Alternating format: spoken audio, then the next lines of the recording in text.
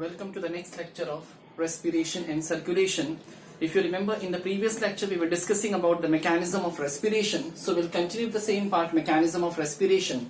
Now, as you know, mechanism of respiration includes four main parts. The first part is breathing, the second part is external respiration, the third part is internal respiration, and the fourth one is cellular respiration. In the previous lectures I have explained in brief all about all these mechanisms. Particularly in detail we have discussed about the breathing and external respiration. Last time, that is in the 6th lecture, we were talking about internal respiration. इसके बारे में हम पढ़ रहे थे.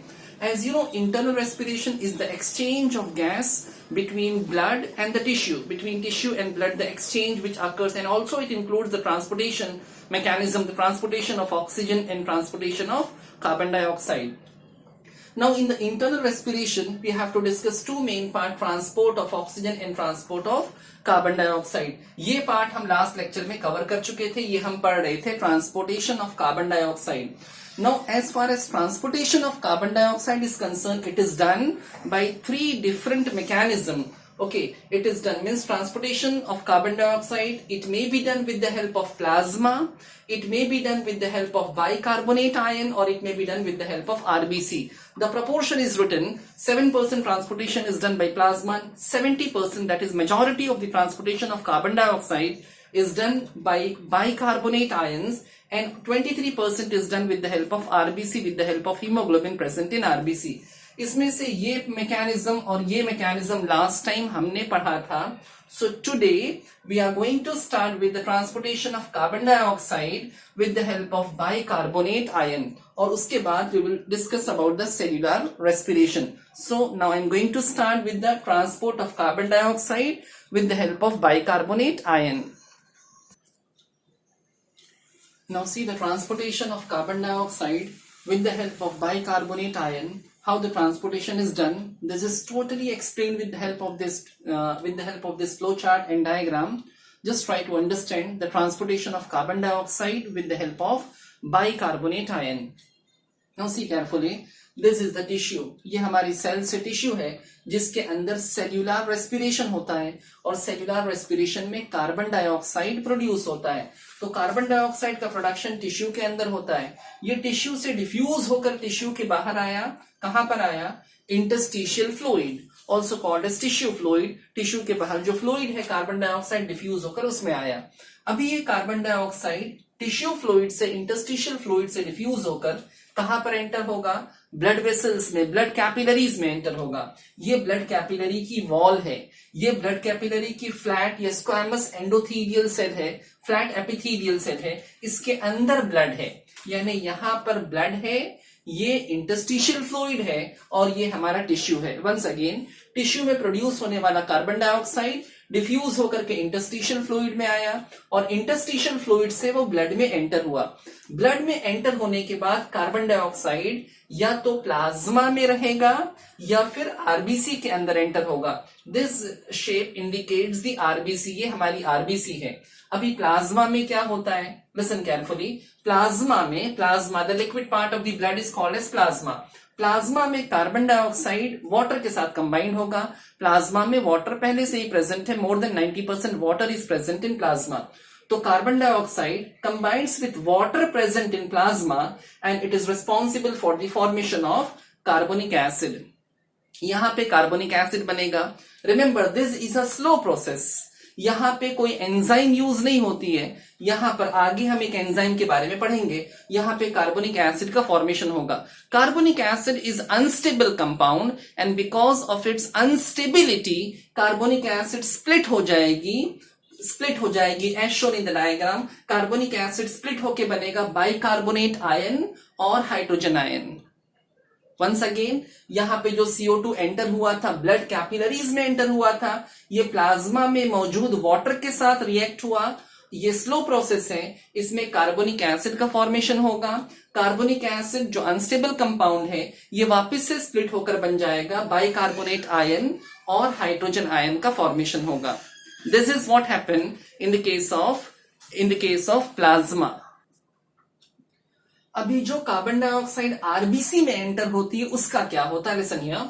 देखो RBC, ये RBC है, आरबीसी में एंटर होने वाला carbon dioxide, this carbon dioxide again react with water as in the previous case we have seen. Plasma में भी वो वाटर से रिएक्ट होती है, यहां पर भी वो वाटर से रिएक्ट होती है, लेकिन आरबीसी के अंदर एक एंजाइम है carbonic anhydrase. Remember, this enzyme is only present in RBC.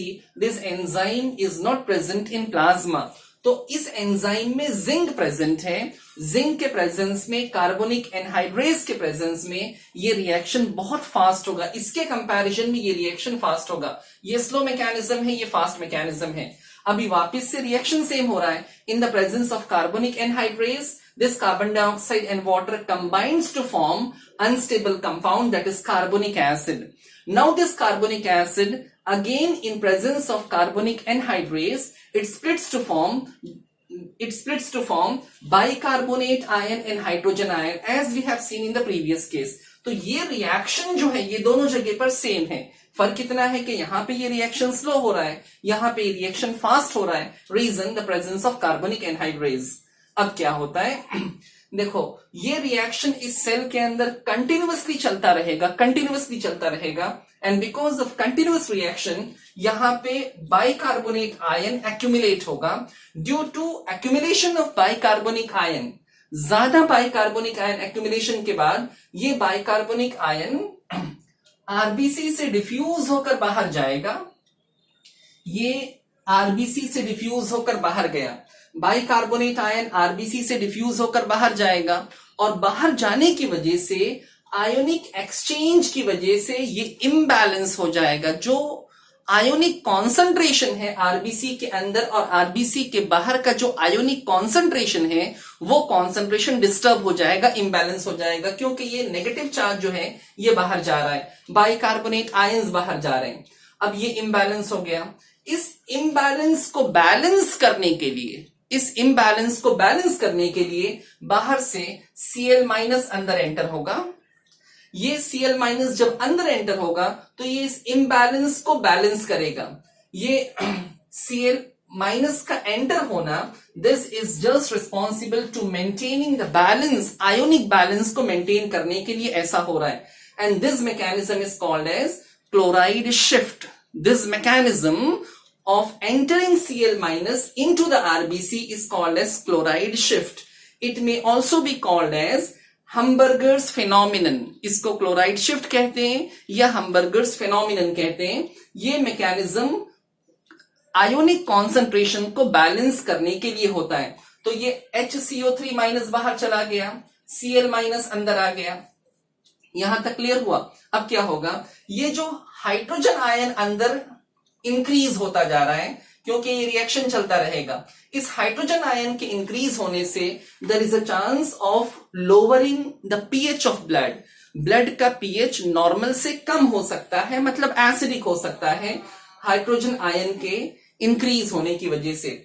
अब ये हाइड्रोजन आयन जो इंक्रीज हो रहा था, ये हाइड्रोजन आयन का क्या होगा, ये हाइड्रोजन आयन हीमोग्लोबिन में जो प्रोटीन प्रेजेंट होती है, हीमोग्लोबिन में जो प्रोटीन है उसके साथ रिएक्ट होगा और हीमोग्लोबिन को रिड्यूस कर देगा, यानी HHB का फॉर्मेशन होगा। This is reduced haemoglobin. अब रिड्यूस्ड हीमोग्लोबिन के फॉर्मेशन की वजह से देखो यहां पर ब्लड के पीएच का कम होने की प्रोबेबिलिटी थी, पीएच रिड्यूस हो रहा था, लेकिन उस रिड्यूस होने वाले पीएच के चांसेस को एलिमिनेट कर देगा ये reduced haemoglobin. It maintains the blood pH. तो यहां पे जो पीएच कम होने का चांस था, यहां पे रिड्यूस्ड हीमोग्लोबिन के फॉर्मेशन की वजह से वो ब्लड का पीएच जो है अब वो मेंटेन रहेगा। नाउ द नेक्स्ट थिंग, देखो बच्चों, आरबीसी से बाहर निकला था ये bicarbonate ion, right. Bicarbonate ion RBC से बाहर निकला था, जिसके निकलने की वजह से Cl- अंदर एंटर हुआ था। तो ये बाइकार्बोनेट जो बाहर निकला था, जिसने आयोनिक कॉन्सेंट्रेशन को इम्बैलेंस कर दिया था, ये बाइकार्बोनेट अब क्या करेगा, ये कंबाइंड होगा या तो सोडियम से या तो पोटेशियम से। अब अगर सोडियम से कंबाइंड होगा, बाइकार्बोनेट आयन अगर सोडियम से कंबाइंड होगा तो बनेगा सोडियम बाइकार्बोनेट, और अगर पोटेशियम से कंबाइंड होगा तो यहां पर फॉर्मेशन होगा पोटेशियम बाइकार्बोनेट का। Now this sodium and potassium bicarbonate which is formed here, sodium and potassium bicarbonate it again maintain the pH of blood, ये वापस से ब्लड के पीएच को मेंटेन करेंगे। अब ये सोडियम और पोटेशियम बाइकार्बोनेट के फॉर्म में, या you can say bicarbonate ions के फॉर्म में कार्बन डाइऑक्साइड का ट्रांसपोर्टेशन होता है। हम यही पढ़ रहे हैं कि कार्बन डाइऑक्साइड का ट्रांसपोर्टेशन कैसे होता है, with the help of bicarbonate. अब ये हमारे ब्लड से फ्लो होता हुआ कहां तक जाएगा? ये हमारे लंग्स में जो अल्वियोलाई है, एग्जांपल ये हमारे अल्वियोलाई है, लंग्स का अल्वियोलाई है, इसके बाहर ब्लड कैपिलरीज है, यहां पर पहुंचेगा बाइकार्बोनेट आयन। सोडियम और पोटेशियम बाइकार्बोनेट के फॉर्म में, आयन के फॉर्म में यहां पर पहुंचेगा bicarbonate ion. Now this bicarbonate ion, अब इस बाइकार्बोनेट आयन का क्या होगा? Now try to understand with the help of this equation. Lungs में जहां पर CO2 का partial pressure of carbon dioxide is low, यहां पर अल्वियोलाई में partial pressure of carbon dioxide low है, कैपिलरीज में partial pressure of carbon dioxide high है। तो ऐसे सिचुएशन में क्या होगा? ये जो बाइकार्बोनेट आयन है, this bicarbonate ion combines with hydrogen ion, वो हाइड्रोजन आयन से कंबाइंड होगा again in the presence of carbonic anhydrase, और क्या बन जाएगा? Carbonic acid. इस रिएक्शन का रिवर्स रिएक्शन यहां पर होगा। ये जो रिएक्शन हमने आरबीसी में पढ़ा, इसका रिवर्स रिएक्शन यहां पर होगा। जस्ट सी, इस रिएक्शन का ये रिवर्स रिएक्शन है। बाइकार्बोनेट आयन जो यहां तक पहुंचा है, it combines with hydrogen ion to form carbonic acid. Now this carbonic acid, obviously in the presence of carbonic anhydrase, this carbonic acid combines with carbon dioxide, this carbonic acid dissociates to form carbon dioxide and water, जिसमें से carbon dioxide transport होके हमारे lungs के alveoli में पहुंचेगा, जहां पे partial pressure of carbon dioxide कम है। So this is how RBC and the blood helps in transportation of carbon dioxide with the help of bicarbonate ion. तो ये mechanism transport of carbon dioxide with the help of bicarbonate ion कैसे होता है, ये पूरा flow chart, ये पूरा equation, पूरा एक्सप्लेनेशन है। इसकी मदद से यू कैन अंडरस्टैंड कि how the transportation of carbon dioxide is done with the help of bicarbonate ion. Now in the mechanism of respiration, the last part is cellular respiration. What happens inside the cell? Inside the cell, the oxygen is responsible for oxidizing the food, and finally the energy is produced, that is called as cellular respiration. In the cellular respiration, the digested food, generally glucose, is oxidized in the presence of oxygen to liberate the energy. The energy which comes out is responsible for the production of ATP. Now see what is given in your book. In the cellular respiration, which is intracellular process, occurs within the cell. Cell के अंदर होने वाला ये mechanism है. It is responsible for food is oxidized. In this mechanism, food is oxidized. You can say glucose is oxidized, or even protein or fatty acid may also be oxidized. तो food is oxidised and ATP is generated. ये actual वो respiration है जिसमें energy liberate होती है, जिसमें energy यानी कि एटीपी का प्रोडक्शन होता है। Now this reaction that is cellular respiration completes in 2 step, 2 step में होता है। पहले मैं आपकी टेक्स्ट बुक के हिसाब से बताता हूं, बाद में कुछ एडिशनल कॉन्सेप्ट बताऊंगा। ये 2 स्टेप में कंप्लीट होता है। The first step is oxidation and second step is phosphorylation. Oxidation यानी फूड का ऑक्सीडाइज्ड होना। यहां पे C6H12O6 दैट इज ग्लूकोज। ये ग्लूकोज कहां से आया? 11th स्टैंडर्ड में तुमने ह्यूमन न्यूट्रिशन पे जो चैप्टर पढ़ा था उसमें मेंशन किया था कि when we consume the carbohydrate, when we eat the starch is digested into maltose is finally digested into glucose। तो जो हम खाना खाते हैं उससे हमको ग्लूकोज मिलता है। हमारी सेल में ग्लूकोज पहले से पहुंच चुका है।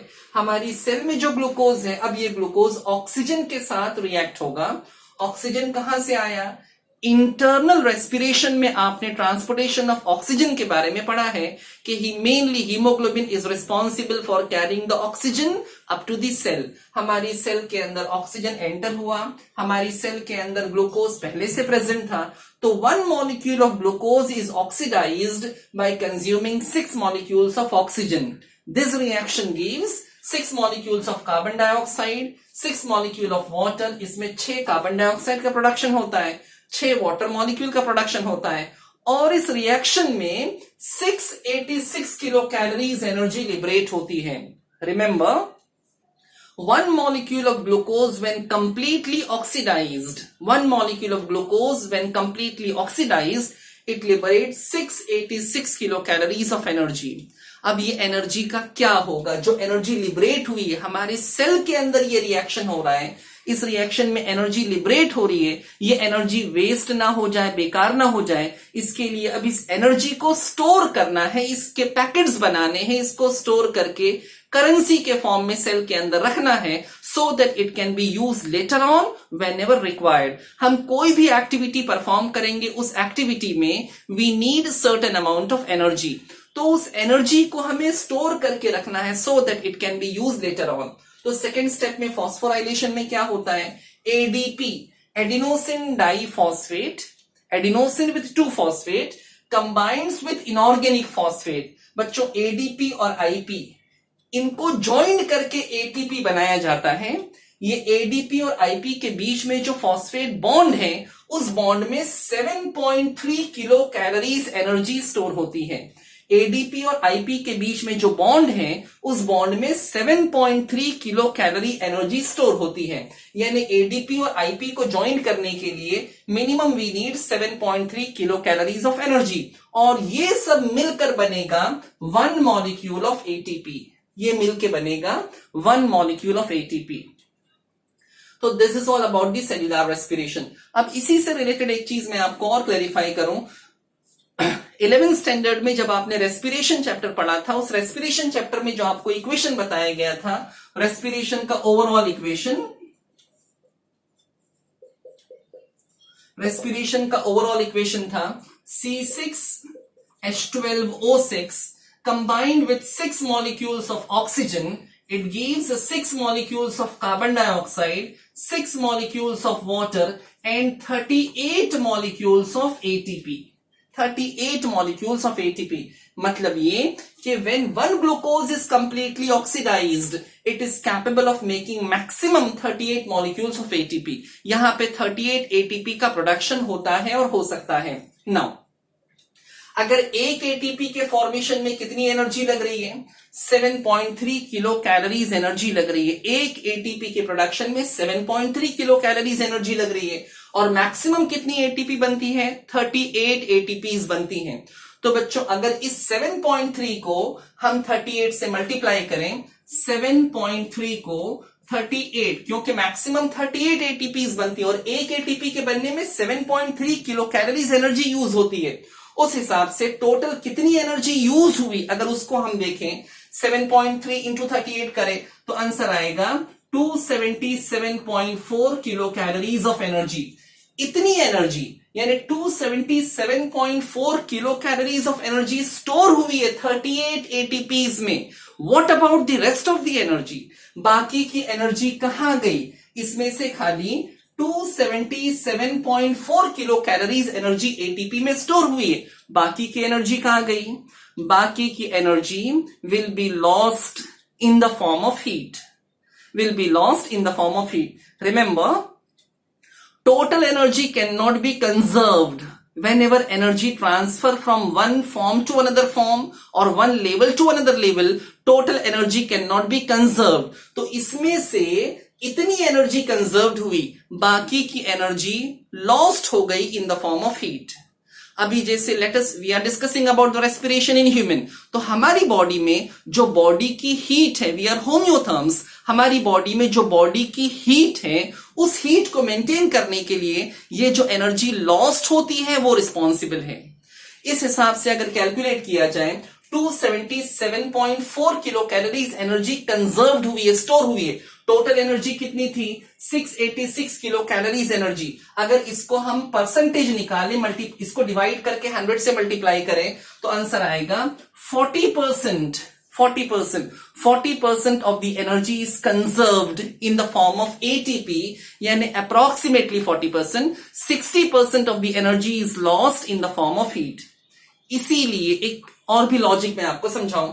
अगर किसी के सेल के अंदर होने वाला ये रिएक्शन, सेल्यूलर रेस्पिरेशन जिसे हम कहते हैं, अगर किसी की सेल के अंदर होने वाला ये रिएक्शन फास्ट है, यानी किसी की सेल में कैटाबॉलिज्म की जो स्पीड है वो फास्ट है, मेटाबॉलिज्म फास्ट है, तो उस इंसान की बॉडी में जो हीट लिबरेट हो रही है, मतलब इसको माइनस करने के बाद जो 60% एनर्जी लॉस्ट हो रही है हीट के फॉर्म में, वो हीट ज्यादा लिबरेट होगी, और हीट ज्यादा लिबरेट होने की वजह से उसका body temperature normal body temperature के कंपैरिजन में थोड़ा सा हाई हो सकता है। यानी अगर मेटाबॉलिज्म की स्पीड ज्यादा है तो उसका body temperature normal body temperature के कंपैरिजन में थोड़ा हाई हो सकता है। I am not talking about fever, थोड़ा सा बॉडी टेम्परेचर हाई होगा। ये एक कॉन्सेप्ट क्लियर हुआ। Now the next thing is, बच्चों जो आपने 11th स्टैंडर्ड में पढ़ा था रेस्पिरेशन के बारे में, सेल्यूलर रेस्पिरेशन के बारे में, उसमें भी यही स्टेप था, यही रिएक्शन था, यही रिएक्शन था। यहां पे इसको मैंने 2 स्टेप में लिखा है, ये 1 स्टेप में है, मगर वहां पे आपने अलग तरीके से पढ़ा था, वहां पे ऑक्सीडेशन और फॉस्फोराइलेशन के हिसाब से नहीं पढ़ा था, वो भी यही चीज थी मगर उसको अलग तरीके से आपने पढ़ा था। इफ यू रिमेंबर, पहला स्टेप था ग्लाइकोलिसिस, जहां पे ग्लूकोज ऑक्सीडाइज्ड होता है और पायरुवेट का फॉर्मेशन होता है, पायरुविक एसिड का फॉर्मेशन होता है। Second step is acetylation.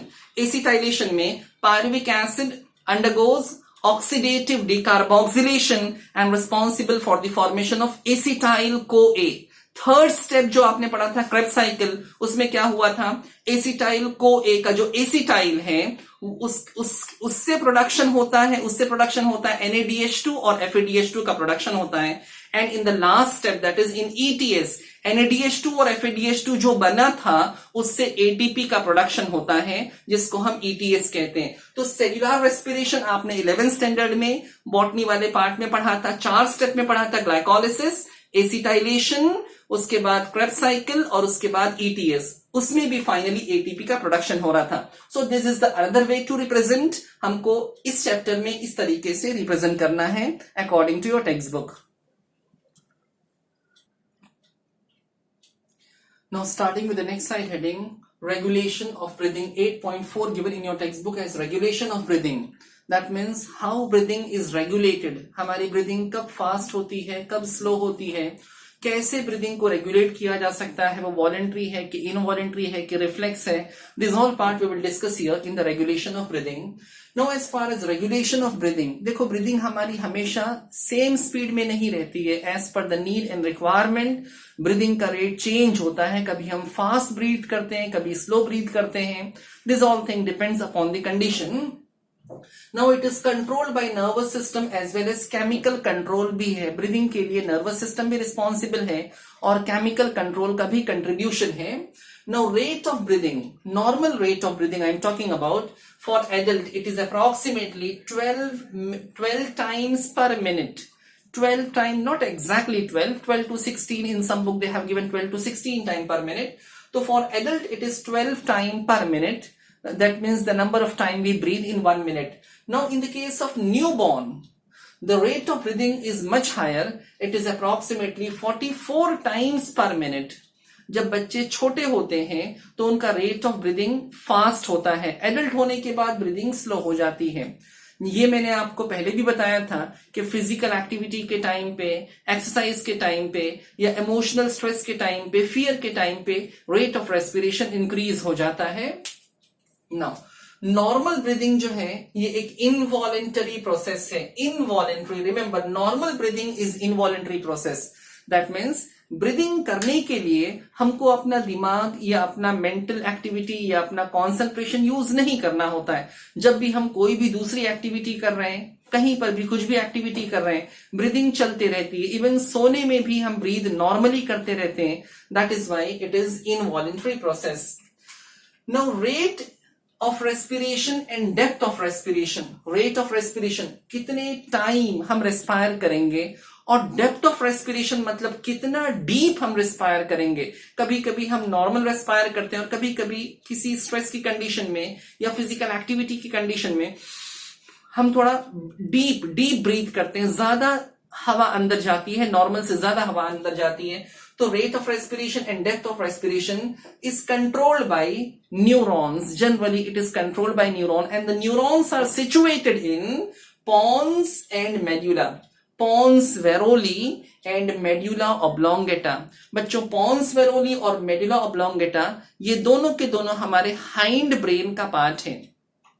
हमारे हाइंड ब्रेन में जो पीछे का साइड है हमारे हाइंड ब्रेन का, उसमें 3 मेजर पार्ट होते हैं। उसमें एक है सेरिबेलम, दूसरा है मेडुला ऑब्लोंगेटा और तीसरा है पॉन्स वेरोली। तो pons varoli and medulla oblongata they are collectively responsible for controlling this activity of breathing and they collectively makes respiratory centre. ये हमारे रेस्पिरेटरी सेंटर के फॉर्मेशन की रिस्पॉन्स, मतलब रेस्पिरेटरी सेंटर के जो न्यूरॉन्स हैं वो या तो पॉन्स वेरोली में है या मेडुला ऑब्लोंगेटा में है, and this neurons are responsible for controlling the rate of respiration and depth of respiration. Now अभी जो रेस्पिरेटरी सेंटर है, respiratory centre as given here, respiratory centre में जो न्यूरॉन्स हैं वो या तो मेडुला में है या पॉन्स वेरोली में है। अभी ये रेस्पिरेटरी सेंटर को 3 ग्रुप में डिस्ट्रीब्यूट किया गया है, 1, 2 एंड 3।